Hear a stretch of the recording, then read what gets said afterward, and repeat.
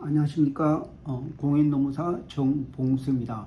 오늘은 그 통상임금과 그 2013년 12월 달에 나왔던 그 대법원 합의체 판결에 대해서 말씀드리겠습니다.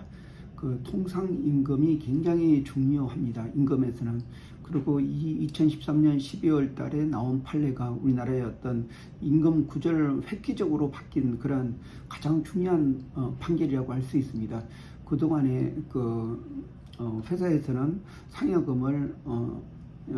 상여금 제도를 두 가지고 기본급을 적게 해서 통상임금을 적게 해서 항상 뭐 상여금이 600%, 800% 이렇게 해서 임금 구조를 만들었습니다. 그래서 사실 통상임금이 연장근로, 휴일근로, 야간근로 이러한 가산임금을 계산을 하기 때문에 그 기본급을 적게 하면 통상임금이 적게 된다.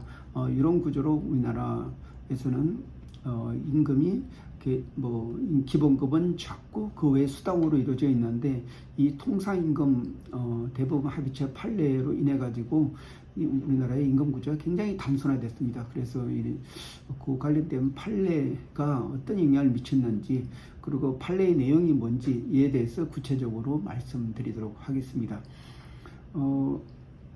그러면은 이 대법원 합의체 판결의 내용은 가벌 모터스라는 이 회사에서 여기는 뭐 정기 상여금이 있었고 많은 수당이 있는데 근로자가 제기한 거는 실질적으로 정기적으로 지급했기 때문에 다 통상임금에 들어가야 된다.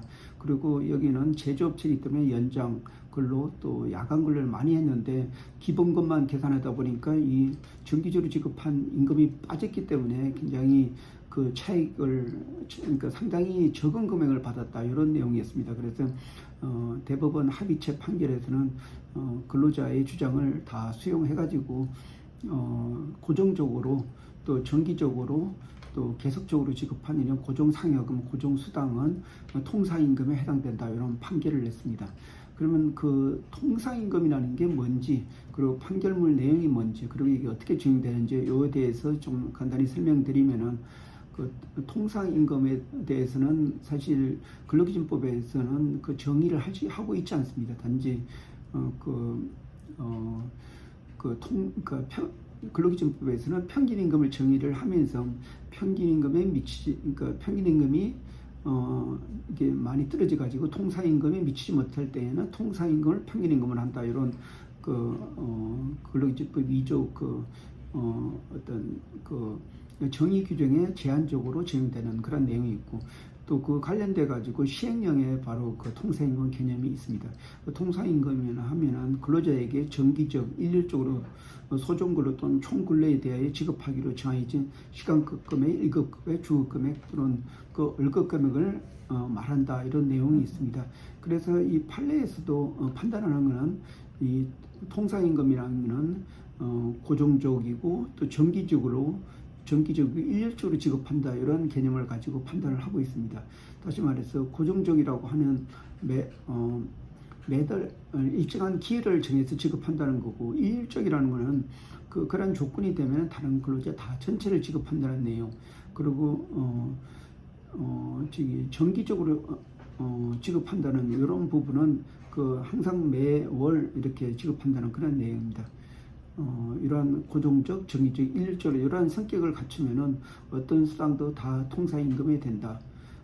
그러면 이 통상임금의 사용 목적은 실질적으로 소정근로 시간에 대해서 지급하는 임금을 얘기를 합니다. 그렇기 때문에 실질적으로 고정상여금 또 고정적으로 지급하는 이러한 수당은 사실 사용자가 임금을 적게 주기 위해서 이렇게 연장이나 휴일 근로 수당을 적게 주기 위해서 만드는 시스템이지 아무런 가치가 없습니다. 그래서 실질적으로 2013년 12월 판례 이후부터는 임금 구조가 굉장히 단순화됐습니다.